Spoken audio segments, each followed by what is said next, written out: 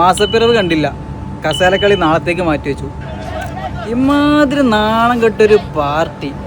ഇത്രയും മെഴുകുന്നതിലും നല്ലത് ഞാൻ മാറി നിൽക്കുകയാണെന്ന് പറയാനുള്ള ആ ഒരു ധാർമ്മികത അതുപോലും ഇല്ലാത്ത കുറച്ച് സാധനങ്ങൾ അങ്ങനെ തന്നെ പറയേണ്ടി വരും. ഈ വീഡിയോ കാണുമ്പോൾ തന്നെ എല്ലാവർക്കും മനസ്സിലാവും പൊരിഞ്ഞ ആടി അതിൻ്റെ ഉള്ളിൽ തന്നെ നടക്കേണ്ടതെന്നില്ല. എല്ലാവരും മോന്ത കണ്ടാൽ തന്നെ മനസ്സിലാവും. സ്വന്തം പാർട്ടിനുള്ളിൽ വരെ അണികൾ തമ്മിൽ തല്ലിയാണ്. ഇനിയിപ്പോൾ ആര് മുഖ്യമന്ത്രി ആയാലും ഭാവിയിൽ എന്താ ജനങ്ങൾ പറയുന്നറിയോ? ഒന്നാം മുഖ്യമന്ത്രി യുദ്ധം എന്ന് പറയും. എന്നുവെച്ചാൽ യുദ്ധം ചെയ്ത് നേടിയെടുത്ത ഒരു പദവി ആൾക്കാർ അങ്ങനെ ജനങ്ങൾ അങ്ങനെ ഇനി വിലയിരുത്തൂ. ഒരു വാല്യൂ ഉണ്ടാവില്ല. മനസ്സിലായ?